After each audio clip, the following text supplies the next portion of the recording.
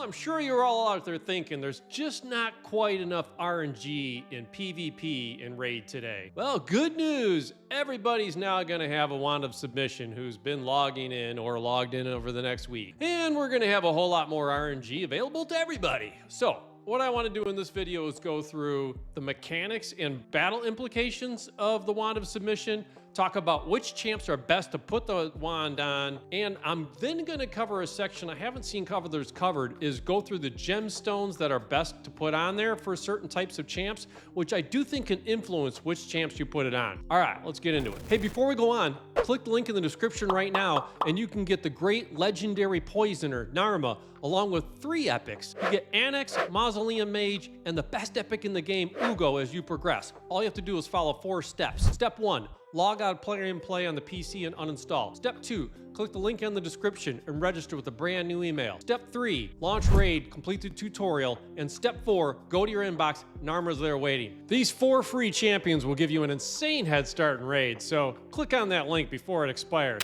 All right, let's talk through the implications. So Wand of Submission has a 25% chance to reflect basically your control debuffs, including Polymorph. Armand's is out there, Fabian's out there, those guys are everywhere, and they do stuns, they do sleep or true fear. You've got Marius that does it too, so a lot of the champs right now, this is meta impacting. I feel like they realize that Armand's is a nightmare, but they don't want to nerf him, so let's just put out a relic, give it to everybody, and hey, you know what? We'll counter Armand's and Fabian, the champ they just put out. So, and then when you upgrade it, it's got a 50%, 25, 35, 45, 50% chance of reflecting that back, which that's, I mean, 1 out of 2, that's serious RNG. Wait, not just 1 out of 2, but if you've got 2, 3, 4 champs in a battle that have that, yeah, it is, it becomes an RNG nightmare. So look at my screen. I got 3 of these things sitting on my account. I could have 3 of my 4 champs in arena, a 50% chance to reflect any control debuffs. I mean, that just, they could be doing the same thing to me back. We're all gonna be sheep.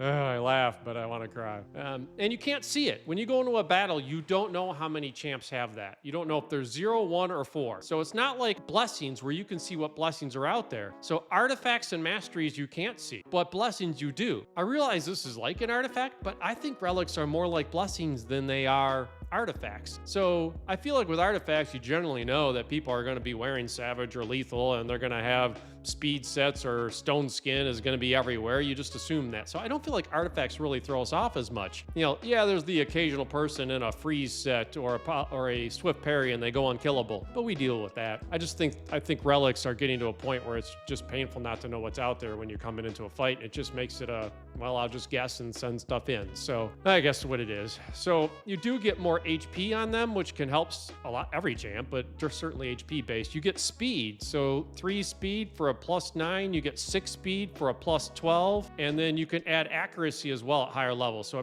they bring more stats to them as well. They don't require accuracy, so you don't need accuracy to reflect this. You can put it on any champ. The champ doesn't have to have accuracy. So 50% is pretty impactful on these, but even 25% on the base level is still, that's 1 out of 4 chances. If I have 4 chances with 1 out of 4 chances, boy, I don't like my odds of doing a debuff in this PvP content now. It reflects even if it doesn't land. So when you're coming in there with that 50% chance, even if you have a stone skin champ, if they tried to put the CC on you, it can reflect that back even though it couldn't have landed on the stone skin anyway. So it is impactful in really all fights then. And there's no cooldown. So unlike pinpoint type artifact gear, which has the ability wane after you've used it or it's been reflected, then in this case, this is here the whole fight. So if you have multiple champs with Wand of Submission, I mean, you can actually argue, would I take pinpoint off and put my champs in something better for them and use Wand of Submission? Now, pinpoint is 100% chance before it's used, whereas this one is only going to be 50% chance, but it's 50% the whole fight. So it's an interesting choice in gearing you could have. All right, so let's get from there. Let's get into which champs could this benefit most. And I think I have kind of 4 different classes I would use. So one I would call control champs. So if I just look at stun champs, I mean, you've got Mikage, you've got Armand, you have Wukong in there, you've got Marius, you've got Ramantu, Anax. I mean, there's some really good PvP champs in here. And even for progressing accounts, you got champs like Syl in there, who could definitely use in PvP. Astrolon's probably not as seen. Staltus is definitely in there. So I guess Thor, Thor is definitely a champ that a lot of people using. So for stuns, you've got a number of champs there. If I take stuns off and I put True and I put Fear in there, you've got Mad Hatter, you have Fabian, who a lot of people have now. You've got Morrigan in there, Ramantu again. So, there's a number of champs that bring that debuff as well. And then Sheep, well, I could pretty much say anybody, because anybody can put Polymorph on that's a legendary or above, right? So that's definitely prevalent everywhere. So your control champs, I would definitely say, are definitely helpful for the Wand of Submission to be on, because they're the ones that are going to be potentially having a chance to have it reflected back, or they're also ones that could be triggering Polymorph. So the next one would be Bombers. So within Bombers, you certainly have Nishak is probably the most popular non-mythical bomber today. You've got Shazar in there, who I don't really see used as much anymore, but man, I loved him when I was progressing. Commodus would certainly be a big one in there for mythical bombers as well. So plenty of bomb champs that can be used. Astrolith, I guess, on a less common basis, but bombers are certainly going to trigger the polymorph back, is probably the bigger concern with the bombers that you're trying to counter. The next one would be HP burn. So within HP burn champs, Volcanos would definitely be a great one, because he can put a lot of burns up, and he's definitely in the meta for HP burners. Gizmak I don't have, but he's definitely another one I would consider. For progressing accounts, some people would still be using Ninja when they're in lower accounts. I don't know that any of these other burners really would be PvP champs where I think this is most relevant, because once again, this is a polymorph risk that you're trying to reflect back. So I think those would be probably the most common HP burners I would think of. The next category would be go first champs. So champs like Arbiter, whoever your speed lead is, Eastrid, Morrigan, could also be ones. Siphi, I guess, for accounts that are using Siphi as their speed lead. Arbaeus, there's definitely, whoever your speed lead is, that relic gives more speed, so that can just be a boost to your speed booster, but then it also,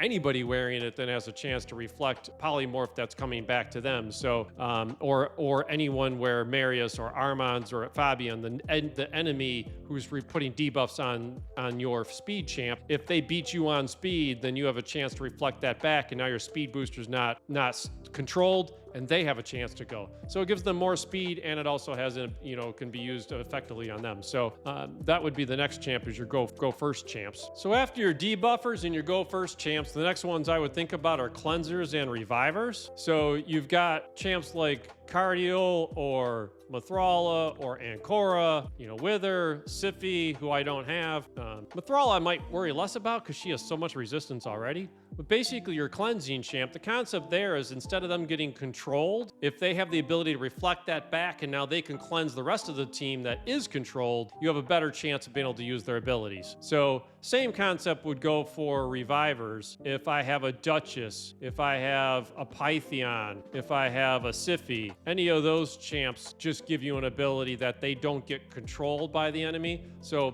I often would put mine in Stone Skin, even if the Stone Skin could be sheeped. Now you could reflect that back. Or if the Stone Skin, now you have a chance, maybe you build your champ with both Stone Skin and this. So even if the Stone Skin wears off, you still have the Wand of Submission. And now your champ can revive others because they didn't get controlled. So resistance is so hard to do in this game now. So my Pythion has 594 resistance. That used to be good. Nowadays, I don't think that really does as much, but if I can throw the Wand of Submission on him as well, now I got a chance to avoid being controlled along with the resistance as well. So I've got more chances to survive. So I think those would be the categories of champs I would think about. Debuffers, go first, cleansers, revivers. Now, that was a lot of champs I just mentioned. That is the point, actually. This wand is really good on just about everybody you could put in PvP-based content, whether that's arena or siege champs you use. If I only have one wand, though, what I would avoid is the champ that you use in live arena that gets CC'd the most, or banned the most. So in my case, Armand's, he's always the first to get banned for me. I don't have enough ban bait on my account, so they keep banning Armands. I really hope I'm pulling like the Galathier or, you know, the Shuzen or somebody that would force people to say, ooh, maybe I should ban that champ instead. So that's something I need to develop on my account. I need better bait. For now, putting this on Armand's wouldn't make as much sense. Funny enough, he's wearing one. But I have 3 of them now. So I do think I would put one on Armand's in my case. And then I would probably put the other ones on like Warlord, Marius, and Korra are probably the champs I'm considering on my account because they're frequently used in Arena and in Siege. And on the free-to-play, I would put it on Eastrid because Armand's is always banned for me there. So she is my fastest champ, so she would get speed and she'd be able to have a chance to resist and take it into the fight. So it'll probably go on Eastrid on the free-to-play. So the last section I wanted to cover were gems because I think the gemstones impact which champ you could put it on. So if I go into, so the Wand of Submission has 3 different shapes here that you can use. So if I go into the gemstones, in the diamond field, I would sort, you get 1 diamond and you get 2 circles, and I would sort those by what type of champs I have. So if I just think about speed, revive type champ, then I think invigorated, which gives turn meter increase effects on the wearer. So when they do the turn meter boost, it boosts their own turn meter. Now that turn meter booster has a chance to go even faster to come back in the fight. So I think that one's doable. And then uncontrollable, that one has a 30 extra resistance for the CC things you're trying to avoid. So, all right, if the 50% or 25% Wand of Submission doesn't work, at least I have a greater chance of getting resisted. I mean, 30 is not great, but it's better than some of the other choices there. So, and then down in the diamonds for a speed or revive type champ, we do have Unburdened, which increases speed for each dead ally. So if you got a reviver, you got a better, you got 2 more speed to be able to come back and hopefully get back in the fight. Revival Blessing, allies revived by the wearer have an additional 10% heal. So I like that one even better. And then Unburdened, starting strength is resistance increases by 30 until they take a turn. So maybe they have a better chance to avoid some CCs. So those are 3 different ones you could use on speed, revives, and for both circular and the diamonds. If I have a damage dealer, I feel like Foe Killer makes sense. The wearer does 5% more damage against enemies with HP. And then I don't really think the rest of the circles were too exciting. Now maybe I could still use the turn meter effects because if I get boosted as a damage dealer, I can now get more turn meter and I can do more damage. So probably those. And then on the diamonds, there was really nothing too exciting there for me within epics and rares. I'm sure when you get to legendaries and mythicals, there's better choices, but I'm just not going through those because I don't know how many of us have them. And then debuffers, there is Target Finder, which increases accuracy whenever an enemy resists. So assuming this isn't a one and done, 1 turn fight, boy, that would at least give me more accuracy when I come back with a second round of that skill. Could at least be somewhat helpful for a rare circular one if you have it. Puppet Master is a legendary one. That one adds 30 accuracy when you're trying to do the debuffs. So if you're putting it on your Armands or your Fabian or your Marius, you can actually have more accuracy along with this Wand of Submission. So if you can get into the legendaries, that's pretty nice. I wasn't covering too many legendaries, but I thought that one was worth picking up. And then when I get to diamonds, I have Puppet Master, that certainly, Enhanced Shot. Enhanced Shot gives the wearer more accuracy, and Precision Removal gives them more accuracy if you have the epic version. So that's up to 30 on there. So just better ones you can use when you get there. If I have bombs and HP champs, HP burn champs, then you do have Destructive Accuracy, which gives 5% more ignores 5% more resistance when using bombs and poisons and HP burns. So that's helpful for those debuffers. Or Explosive Power if you've got a legendary one where bombs have a better chance. So on a bomber only, not the HP burn champ. So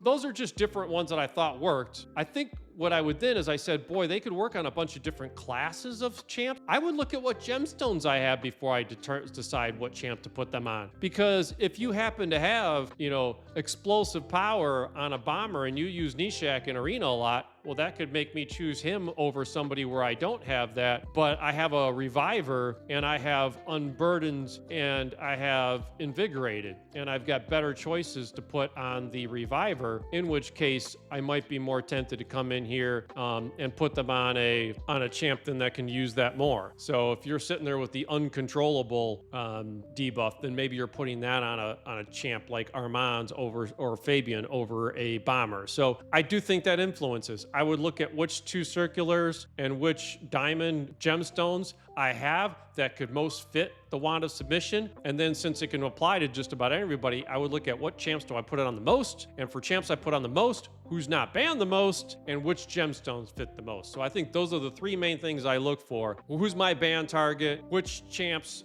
I use most in PvP content, and which gemstones that I have that are the best gemstones I have that fit that wand, that fit the champs I have. And then I'd make my call from there. So short video. I hope that was helpful on how I'm going to think about it and how I think the best way to think of it is. So appreciate it. Hope you got this far. Please like and subscribe. Thank you.